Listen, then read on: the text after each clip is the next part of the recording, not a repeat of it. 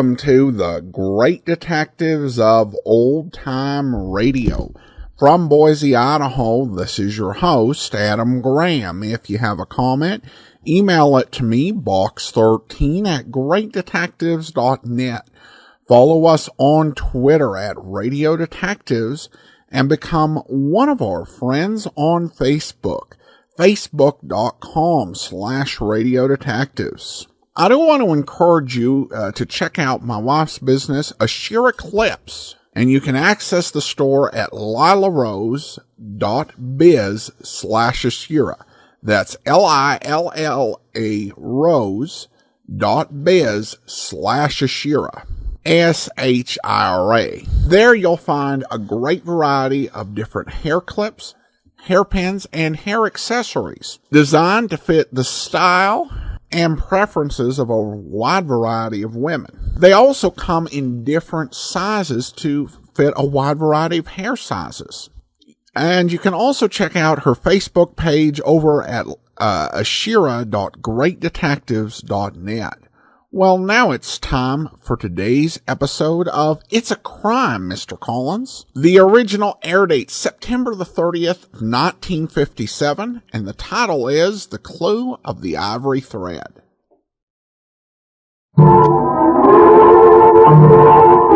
It's a crime, Mr. Collins.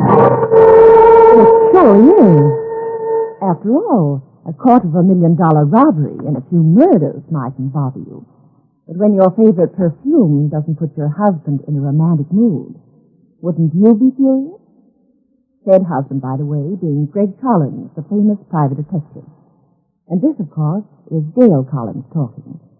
And I'll be back in a minute to set the stage for our puzzling crime. It's a crime, Mr. Collins. Let's have a sniff of that perfume, Gail. Go right ahead, Mort. Be my guest. It bends me. It should, brother. Ounce. Craig must be made of money. Greg wasn't a bit pleased when I bought it. I'll tell you what happened. We were in Greg's office in San Francisco. I regular amount of money on a bottle of perfume. And like any smart wife, I was going to break it to my husband gently. Greg? Uh-huh. Like my perfume? It's all right. Now, isn't that a romantic answer? The ad said this delicate fragrance will make your loved one float on an enchanted cloud. I'm going to ask for my money back. I'm going right to the store and say my husband did not float. How much was this gookum? Gookum? Greg Collins, this just happens to be Prince Michael's Essence of Gardenia, the most famous, rare, exotic perfume in the world. How much was this gookum? $40 a half ounce. Holy Aunt Hannah. Oh, don't scold me, Greg. Come here, darling. Close to me. Smell it now. Doesn't it have an effect on you? Well, now that you mention it, Mrs. Collins... Curses spoiled again. Come in. Mr. Collins? Yeah. Might I see you alone for a moment? Oh, surely. Would you wait in the other room, Gail? Oh, that isn't necessary, Greg. How do you do? I'm Mrs. Collins, and I often work with my husband on his cases, so you can go right ahead. Would you wait in the other room, Gail? He doesn't have any secrets on me, and so... Oh, all right, Greg. Don't glare. There's no need to get mad at me. Sit down, Mr. Call me John Smith. Now, that isn't a very impressive beginning, is it? If a client hasn't enough confidence in me to tell me his real name... Oh, I have confidence in you. I've checked up on you. They tell me you're one of the best private detectives in America. I need someone like that, someone very resourceful. What's on your mind? Take this envelope. Open it. Don't bother counting. 10,000. There's 10,000 in cash in it. It's yours. If I do what? You must help me to see someone. Who do you want to see? A woman named Maria Miano. Maria Miano. It may be a little difficult for you to arrange for me to see Miss Miano. Why? She's dead. You kill her? No. Where's the body? Buried in the cemetery about 45 miles from here. I don't go for body snatching. Do you go for $10,000? Here, take it back. We also don't like cases where I don't know my client's real name.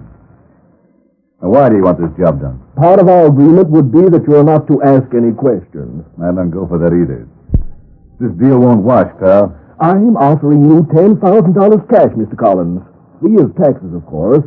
I'd never reported, and I'd advise you not to. Get out, John Smith or John Doe, whatever you But, name Mr. is. Collins, now... Good afternoon, Mr. Smith. It would be childishly simple. Get out of here. Look here. My son, I'm proud of you. Ah, shut up. It's easy to turn down 10 big ones. Were you at the keyhole again? What do you suppose he wants with that body? Well, I think Yes? it's his wife's body. Go on. He murdered her Yes? because she bought some fancy perfume for $40 a half ounce. That is not funny. If that's our friend the ghoul again... Come in. Mr. Collins, Yeah. I'm Dr. Kay of the Psychiatric Institute. Oh, come in and sit down, Doctor. Gail? I'm going. What can I do for you, Doctor? Well, I believe you've just been speaking to a patient of mine. Really? Short, stocky, very intense black hair, extremely pale, anemic complexion. Probably didn't give you his name. Well, he just left. Well, his name is Philip Park. We physicians often find ourselves in a difficult ethical dilemma, Mr. Collins. When do we violate our oath and discuss patients with the public? Presume a patient is a railroad engineer or airplane pilot? Presume he's anxious, guilt-ridden, his behavior most unpredictable. Now, does the doctor violate the medical code and report this? I think he's obliged to. I'm forced to tell you about Park. He's what we term a paranoic. He has systematized delusions. He's, seeing things, you mean, huh? Precisely. Did he give you the story about the dead body? He did? Yeah, there actually is a woman named Maria Miano buried some miles from here.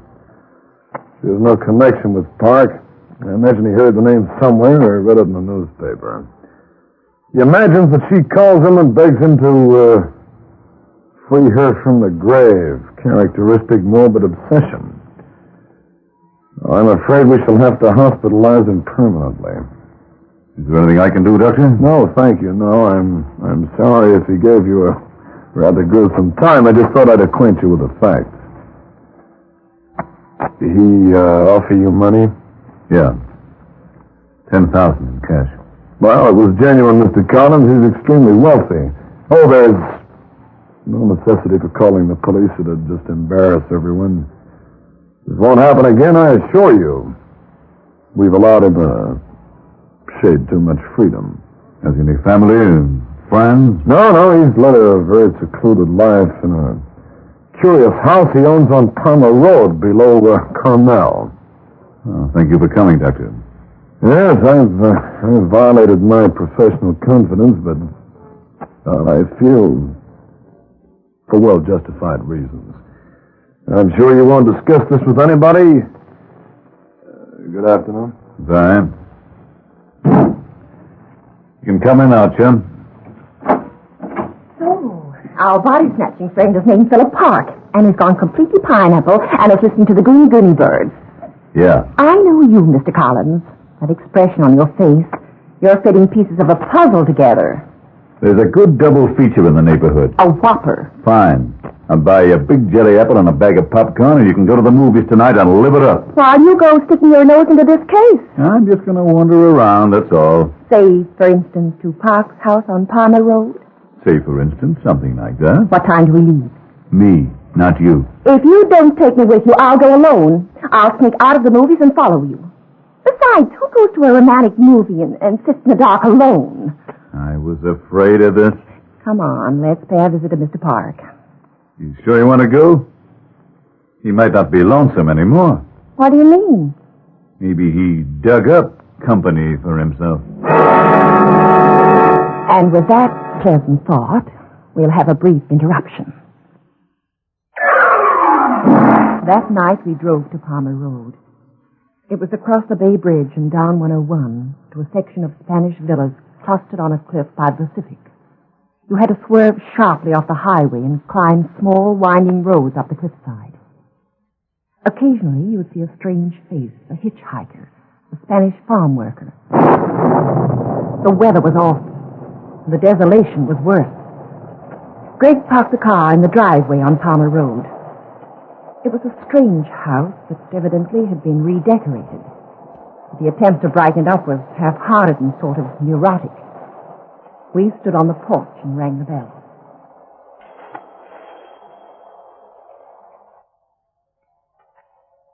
Nobody's home. Ring again.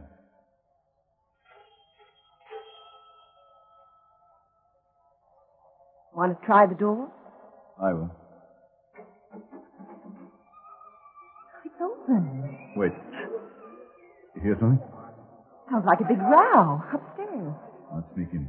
Easy. Quiet. Close the door. Now we get... Oh, there's Mr. Park, the top of the stairs. Hello, Mr. Park. How are you? There's a knife in his back. Yes, and the man who put it there is behind him in the shadows, see? Stay where you are. Stop him, Greg. He's running. I'll get him. I'm going up the stairs. No, look out. Wait. Park's falling. Stand back from the stairway, Gail. The body will hit you. Philip Park, with a knife in his back, fell down the stairway of his home, the body landing less than a foot from where I stood with Greg. A few seconds Greg lost while he grabbed me and sidestepped the body. Cost us the killer. By the time Greg had raced upstairs, the killer had reached the roof, crossed over to another house, and disappeared. Greg, exhausted by the chase, had come back to where I stood by Park's body. I got a good look at the murderer, Gail. I'll know him if I see him again. Yeah, ugly little runt. What have you got in your hand? The dress. Our knife-throwing friend dropped it. Didn't dare stop and pick it up. I think that's why he came to visit the late Mr. Park. Just to get a dress? Maybe. Oh, let's see it. Hold it up. Oh, great. Fascinating. Great embroidery on it. I've never seen such work. Look at how they've woven all these complicated designs. Sort of Spanish-looking, isn't it? Yeah. Yes, it is. Come on, we'll call the police. Then we're going home and play games on this dress. Play games on it? What kind of games? Jigsaw puzzles. A man kills another man to get hold of a dress. Then you take it home and play jigsaw puzzles on it. You know, confidentially, Bob, maybe you ought to see that psychiatrist, too, huh? When we got home, Greg gave me a pencil and paper, took some himself, and then laid out the dress. Gail, men don't kill each other over a dress, unless it's more than just a dress. I know. I figured it out. You think the designs on it mean something. Possible. You take your pencil and paper and trace the pattern of the green threads. I'll do the same thing with the blue one. Like being back in kindergarten again. Okay, teacher. Let's trace the pretty colors. Looks like the green threads don't mean a thing, Greg. Yeah, the blues don't make sense either. You try the purple ones. I'll take the ivory threads. Purple threads don't make any pattern either. Comes out kind of silly. But look at what I've got tracing the ivory thread. It's an arrow. And all those squares. I think, well, it looks like a plan of a building. See? These would be windows, 2 stories. The arrows pointing to a sort of a tower on top. Think so? Surely that's it. But what building? Where? We may find out soon. We'll be having a visitor. Who's coming? The killer knows I picked up the dress. He knows my name. Park said it just before he died. So our friend will be back. Yes, we'll be having a visit soon from an ugly little rat who likes to dig knives into people. Greg was wrong. Nothing happened that night. Nothing happened the next morning. So Greg left the house, headed for his office. and I went downstairs with him. Just you stay home like a good girl. I'll handle whatever comes up. All right, you can handle it all by yourself. I have to go to the grocer's anyway. You mean you're actually going to stay out of this? Uh-huh. For a while. I'm going shopping. I don't get it. I have to go shopping, that's all. That's why you're wearing that awful blouse and skirt, I suppose. I thought you were going to throw them away. My nice dresses get soiled when I handle bundles, so I say this. Okay. Bye. Greg, What is it? don't let anything happen to you. Oh, why not? Little gunplay might be fun. No, don't. I kind of like you, and who knows? This might blossom into a beautiful romance.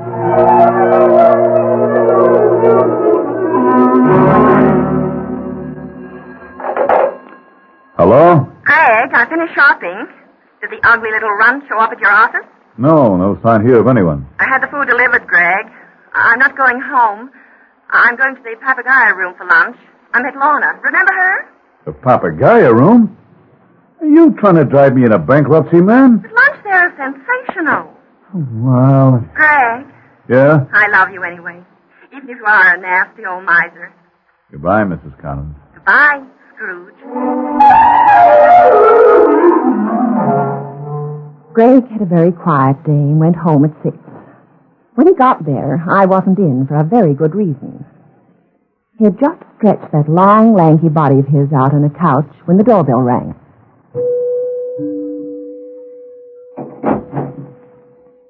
Good evening, Mr. Collins. Dr. K.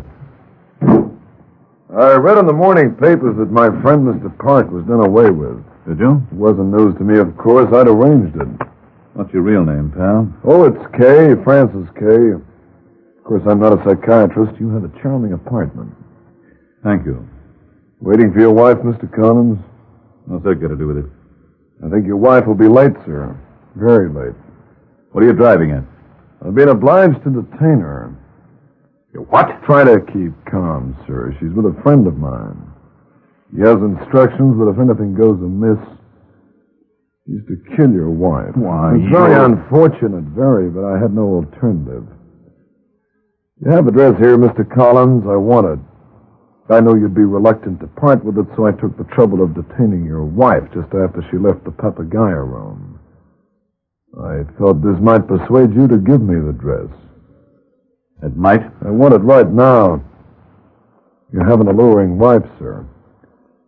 I'd be very reluctant to see my associate use a knife on her. I'll get the dress for you. Excellent. It's an intriguing dress, you know. Dates back to the days when California was dominated by the Spanish. They demanded very heavy taxes from the population. The mission in San Linda, just south of here, the founders refused to comply. They took all of their treasure, in fact, all of the gold and valuable pieces in the town, and hid them in their mission. The Spanish, of course, were furious and ransacked the town. They never found the treasure. A woman escaped from San Linda and made this dress. With a map designed with the ivory thread, telling exactly where the treasure could be found in the mission building. Precisely. And quite a treasure it is, reportedly worth $250,000. Yeah, there's a picturesque legend now. They say the bell in the mission will ring when the treasure is found. I intend to ring it, Mr. Collins. I gathered. I think I can fill in the rest of the story. A woman named Maria Miano was buried in that dress very recently. Word got to Philip Park and to you. You're both... Shall we say collectors of rare objects, Dart? Park asked me to help dig up the body so he could get the dress. You knew what he was up to, so you posed as his psychiatrist, so I keep my hands up. Park got desperate that day and dug up the dress himself. He went home. And then a very ugly little associate of yours caught up with him. Yeah, very careless he was, too, dropping the dress. May I have it, please? In this closet. All right. It was here last night. I don't enjoy this kind of game, Mr. Collins. Now find that dress. It was in this closet. I don't know where it could I am not impressed, Mr. Collins. I don't believe you. But I'm going to be very generous. I'm going to give you a few hours to locate the dress. I shall return here at, say, midnight. And believe me, friends, Mr. Kay wasn't kidding. But we'll bring you the climax of the case in just a minute. I really had been grabbed by a guy who poked a gun in my back and made me get into a car. Then he put a bandage over my eyes. We drove quite a while. When they removed the blindfold, I was in a room that looked like those cells that friars used centuries ago. Religious pictures on the wall, bare table, prayer books, candlelight. An ugly little man who I guessed was the character who killed Park sat in the room with me, watching me closely. He had an extra-large pocket knife with which he kept whittling on a small piece of wood. Couldn't you tell me why you brought me here? What's this all about? I don't know nothing. But, Shut up. Hi. This is Collins.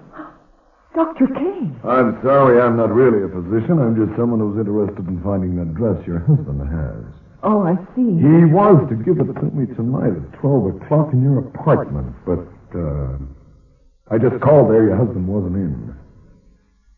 Yes, I'd warned him to. Warned him? Yes, I told him if I didn't have the dress by midnight, we'd be obliged to kill you. That's why my friend here has that knife. He's going to use it on you now. I shall step outside. The sight would be too offensive for me. I'll be back in a few minutes. Yeah, go ahead, Kay. Leave it to me. I'm sorry it's worked out this way, Mrs. Collins. Very unfortunate. Very. Come here, Mrs. Collins. No. Drop that knife! Greg! What that? I said drop the knife. Let go of her. Why, you... Oh, my shoulder. Oh. He's out cold. Come on, Gail. Sit down up here quietly. Oh, Greg! Now, I'll close this door. Drop this bolt. Now, where's Kay? He was here a minute ago. I don't know where he is now. Where are we, Greg? Did you bring the police? What? We're at the mission in San Linda. Couldn't bring the police. Too risky. Kay might have killed you. The building looked deserted, but I'm sure he's around somewhere. This is the building designed on the dress. Yes, and there's $250,000 in treasure here. Kay is probably looking for it right now. Shh. Come this way.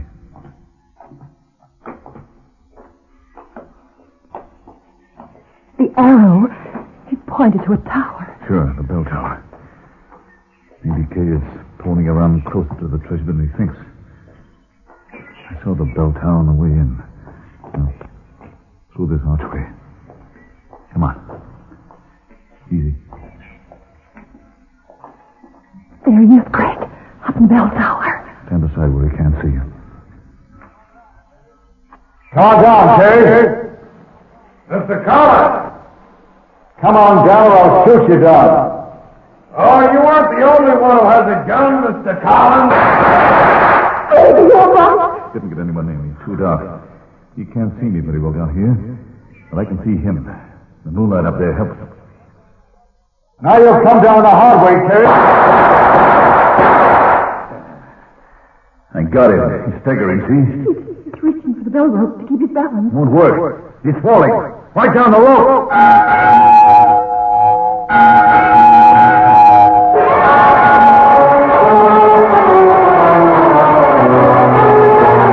Kay, wounded, fell to the bottom of the bell tower, clutching at the rope all the way. And, as the legend had predicted, the mission bell at St. Linda rang out, for the treasure was in the bell tower. Greg and I started in the tower under the bricks surrounding the bell, just where the arrow on the dress had pointed. We turned it over to the church. It was sunrise by the time we were back in the lobby of our house.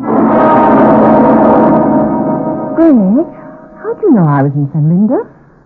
The map on the dress showed a building. When Kay came to see me, he was so sure of himself he spilled the whole story. He mentioned the mission at San Linda. I figured he'd take you there where he could keep an eye on you and the building at the same time. Well, now, you've some explaining to do, chum. Mm-hmm. You've another dress on underneath this outfit, haven't you? Uh-huh. But how'd you know? When I found out the Spanish gown was missing from our guest closet, I knew you'd put it on. And put a loose-fitting outfit on over it. Wasn't it clever of me? I knew all sorts of people would be gunning for the dress, so I figured the best place to hide was just to put it on. But how did you know I'm wearing it? When we went out this morning, you had on this horrible blouse and skirt. Then you phoned and said you were going to the Papagayo room for lunch. You also said you hadn't been home. Gail, you'd never go to that swanky place in a terrible outfit like this without an extra special reason. Wasn't it a good idea, Greg? Oh, yeah, very. Nearly got you killed. Gail, are you wearing that goo-goo again? Don't you like my perfume just a little bit, Greg? It's okay. I mean, when you kiss me and inhale it, don't you really go for it? Yeah, I suppose so. Yeah. Oh, I'm so glad. Because it makes me romantic? No. Why are you so glad I like the perfume? Because I bought 3 more bottles today.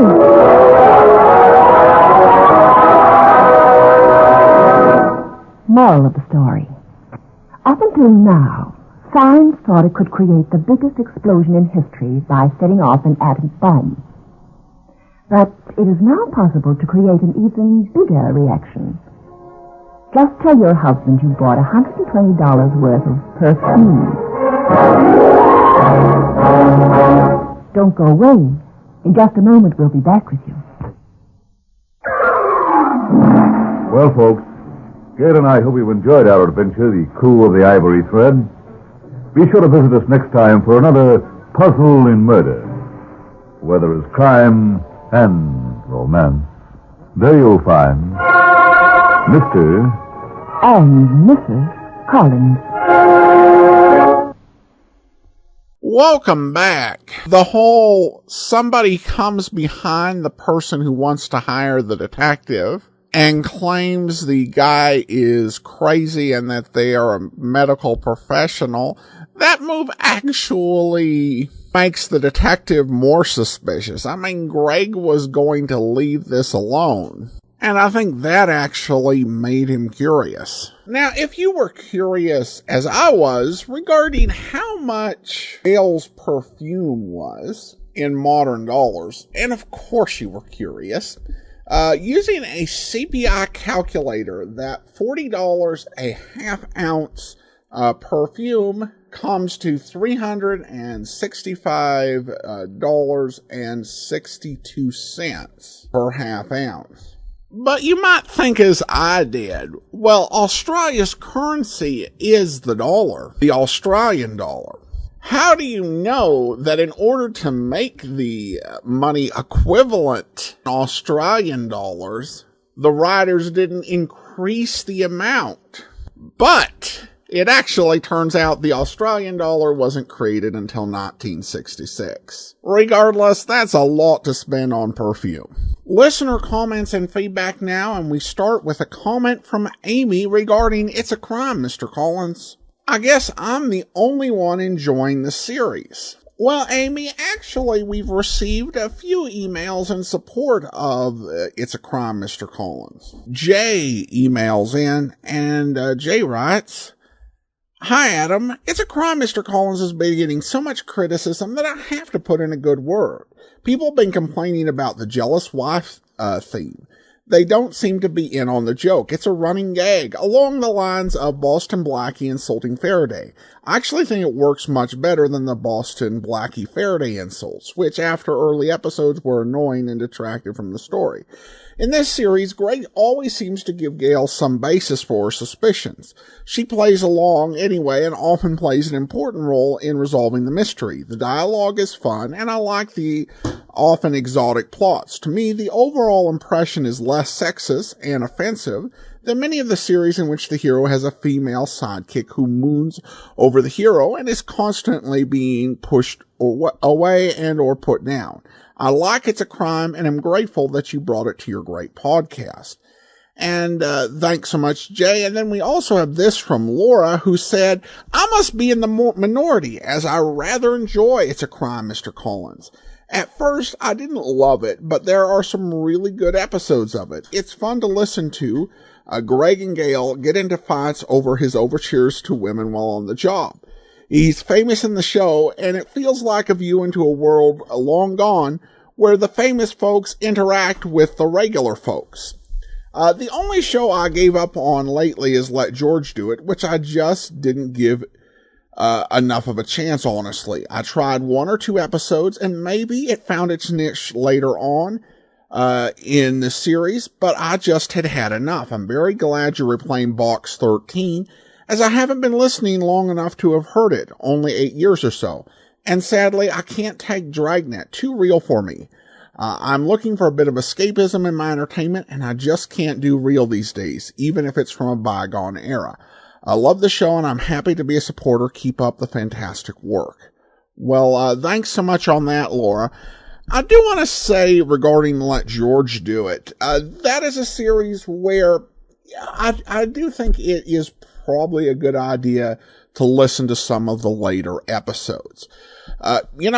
Last year, we played a lot of previously uncirculated episodes. I think it was 27 or 28 weeks of Bob Bailey in Let George Do It. And the first few we played were from the start of the series, when it was a detective comedy series, and some people liked it and some people don't. I think when you get later on into the series, it's a little bit more of a serious mystery show.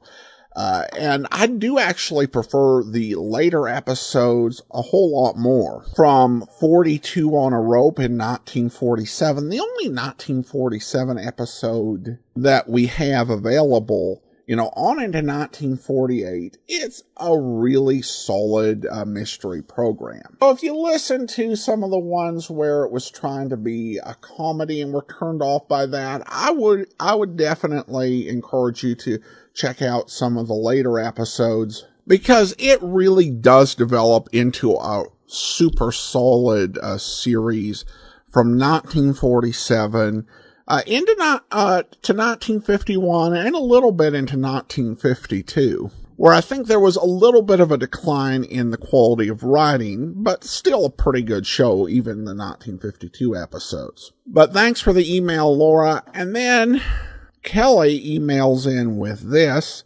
writing, was surprised to hear It's a Crime, Mr. Collins, is getting such a cool reception. Some of the series you run, I do just skip, but this one I rather like.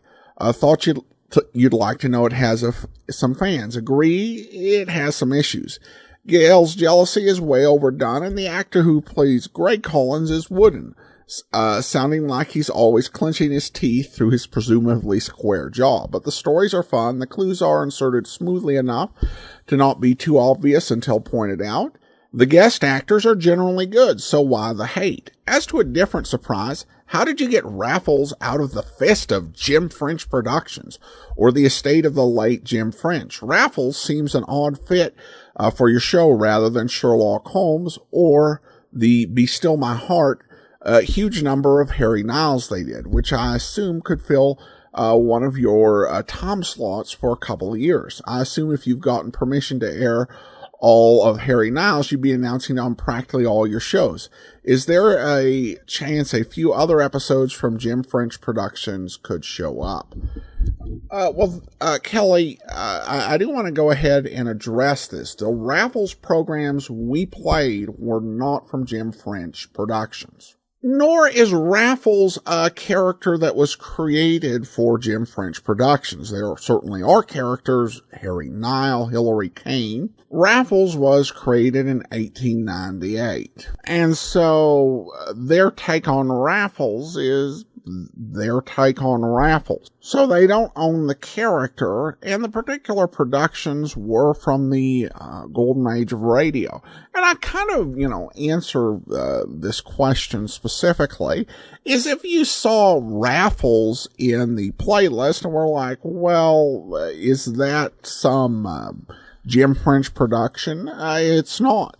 In addition, if you kind of looked at it and you thought, why is he playing Raffles? Because Raffles was a thief. But if you go into literature, originally so was Simon Templar and Boston Blackie.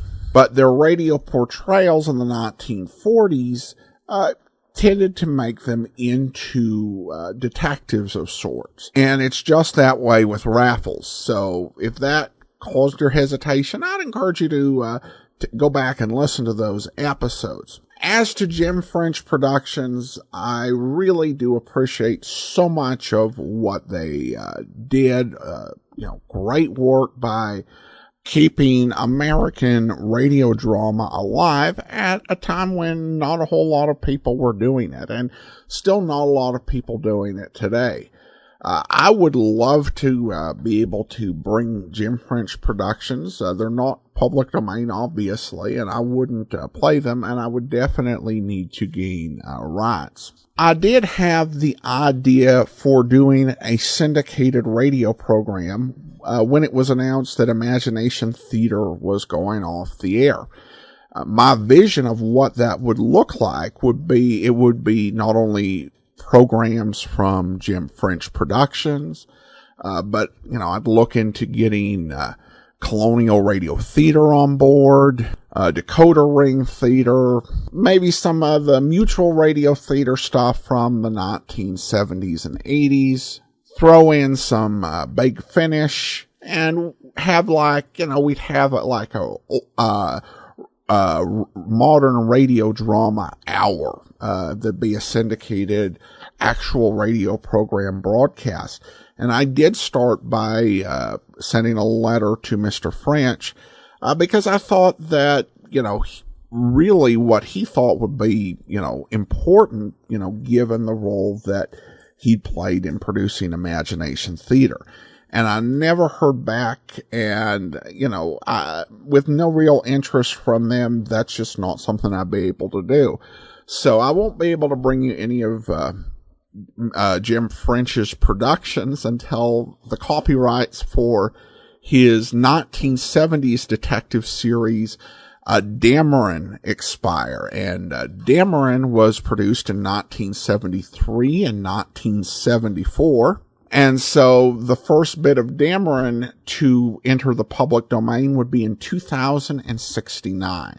And the first bit of Harry Nile would enter the public domain in 2072 and 2073. And then everything else would enter the public domain 70 years after his death in 2088. So unfortunately, no plans to bring you any of that great stuff, but Radio Spirits is making a lot of it available on CD, and there are new episodes of Harry Nile being made, and I'm so grateful for that and for all the work that Imagination Theater does. So, with Larry Albert and new people working on it. We still did have some messages a little more critical of It's a Crime.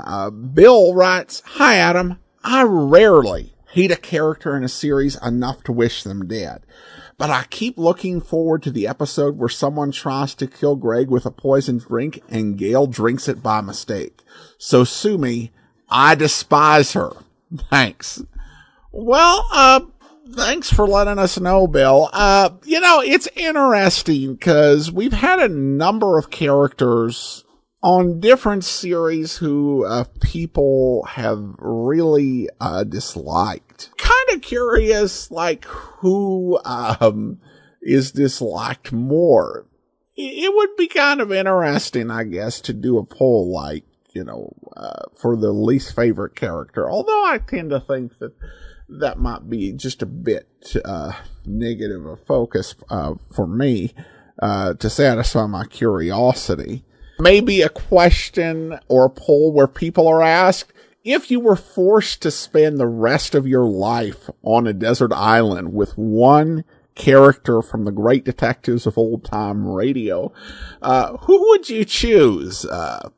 Gail Collins, Chuck Morgan from Stand By for Crime, or Sergeant Greco from Rocky Jordan? And I think you'd have to get some additional characters in there. Wes also comments on Facebook regarding a comment I made About It's a Crime, Mr. Collins, I'm not really enjoying it, but it has nothing to do with it being Australian. I just don't like the overly jealous wife trope. Perhaps it's just all the years that have passed since this show was made and the many social changes, mostly improvements in my opinion, that have come with them.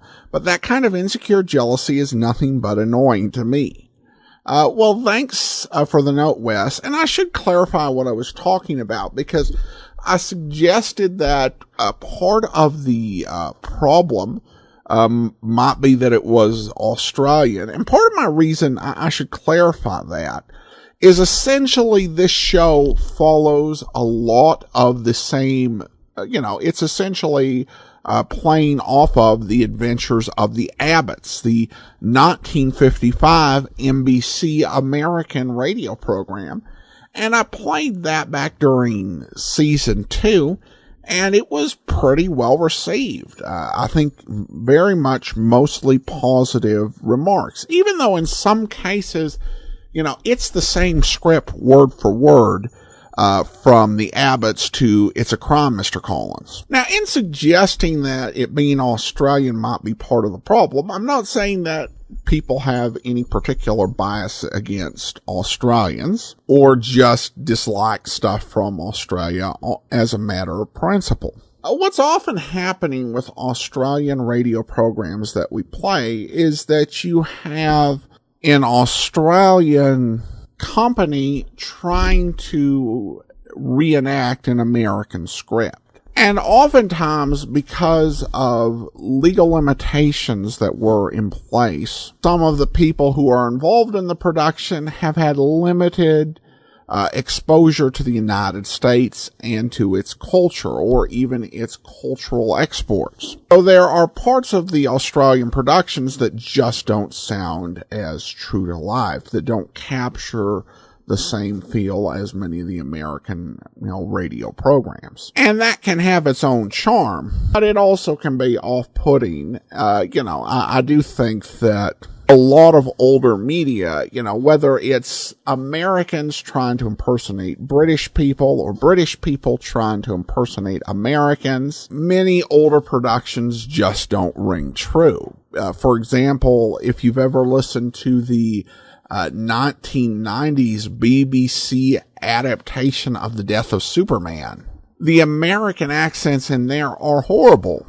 I do think that this has gotten better today. There are, some Americans, who can do pretty good, dialects for other countries where it doesn't sound, phony or put on.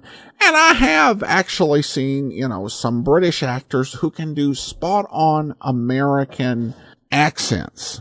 It also could have been that the world has changed a lot in 9 years, or perhaps just my audience.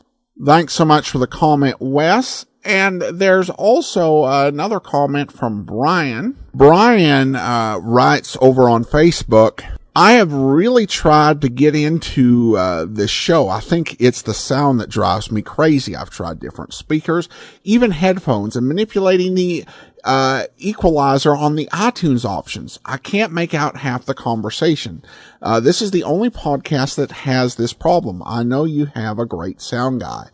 Well, thanks so much. And that, I guess, is another thing with Australian old-time radio. Sound quality is often not as good as what we've got circulating for American programs. Commercially sold programs, from the Australian era are another thing, but I think that the Australians, it's listenable to me, but it's not as great as, we have through all of the people who've been doing research in the United States. And Lisa had a similar comment regarding the sound quality. We'll conclude this very long email segment with an email from Dan from Las Vegas, who writes in an email with the subject line, a bad podcast are still good. I piled on with the criticism of It's a Crime, Mr. Collins, and am no fan of, he says raffles, but I think from comments later in the email, he means the man called X. but I enjoy listening to them for perspective as to what a great detective mystery is. They provide the context, and it's fun to listen to even bad mysteries. Keep up the great work, and know there are those of us who appreciate all of your programming, even the less than stellar shows. P.S. What's with the man called X with the same foil showing up in every city in the world in every one of his mysteries? A yogi in India, an attendant in Italy. Always knows the players, always blending in. Bah, humbug. Well, that's a reasonable point. That's not a realistic part of the man called X. But, you know, Pagon's ubiquitousness, I should say, in that series, it's kind of like, you know, the radio that played forever without running out of battery power on Gilligan's Isle.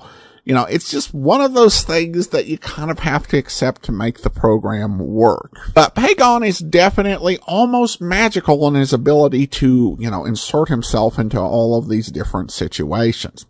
Thanks so much for the email, Dan, and I want to go ahead and thank our Patreon supporter of the day. Thank you to Carol Ann. Carol Ann has been one of our Patreon supporters since April of 2019, currently supporting us at the Shamus level of $4 or more per month. Thanks so much for your support, Carol Ann. And that will actually do it for today. Join us back here tomorrow for The Man Called X. And next week, we will be taking a week off from It's a Crime, Mr. Collins, for our celebration of 100 years of Jack Webb. In the meantime, send your comments to box13@greatdetectives.net. Follow us on Twitter at Radio Detectives and become one of our friends on Facebook. Facebook.com/Radio Detectives. From Boise, Idaho, this is your host, Adam Graham, signing off.